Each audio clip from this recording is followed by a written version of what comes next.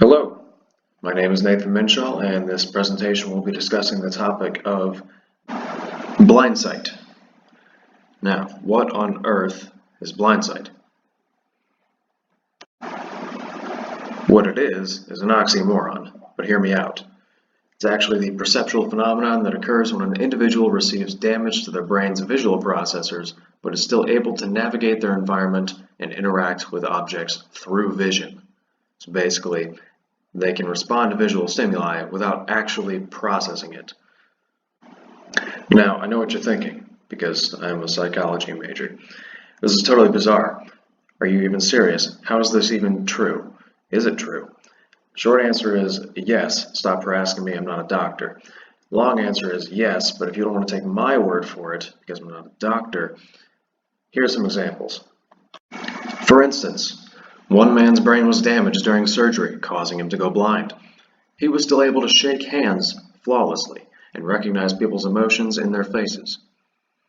Another test subject's cortex was disabled temporarily by transcranial magnetic stimulation. I'm guessing he just thought it would be fun to try out. He was still able to detect the direction of arrows on a digital screen when presented with arrows on a computer. You were dissociating behind the wheel of a car during a long drive, and you don't remember how you arrived at your destination, yet you managed to make it there without dying violently. Don't worry, it happens to the best of us. The best part about all these is that they are very true, especially the last one.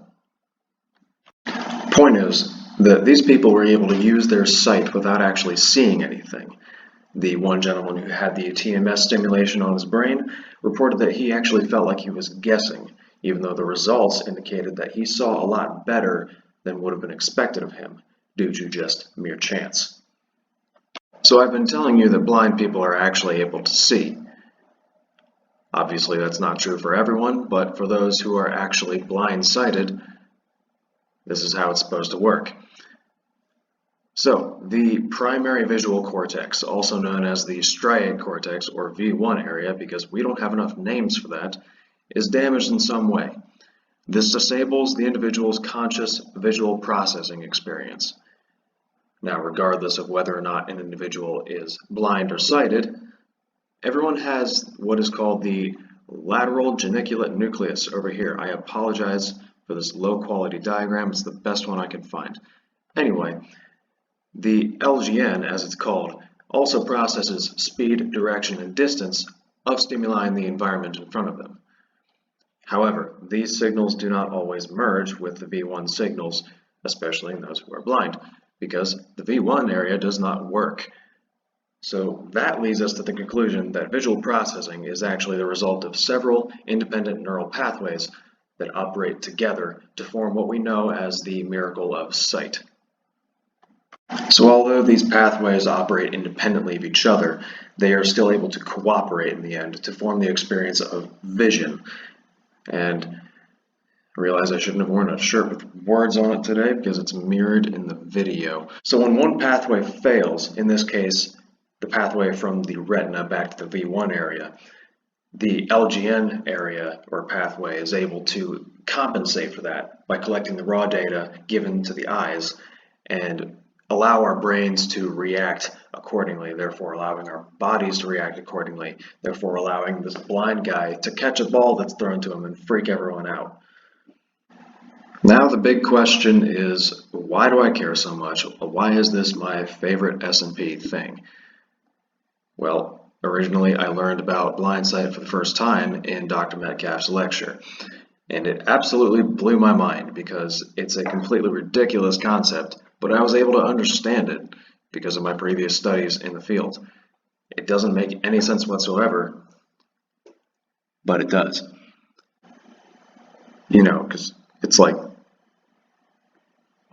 it's a joke. Anyway, in all seriousness, I've never been able to tell my parents what I learned at school today because when they asked what he'd learned at school today, I had nothing that I wanted to share. You know, it was never interesting like this was. I never felt special with anything I knew.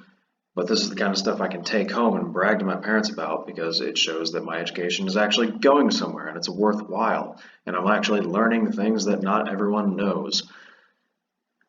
So, this is why I continue my education in psychology, because things like this, if we look into them enough, we do the research, and we make these developments and discoveries, it can open a bunch of new doors into the medical science fields and really reveal a lot of things about our world and the way we perceive it. So hopefully I will be able to take part in that someday. So, this has been my favorite sensation and perception thing.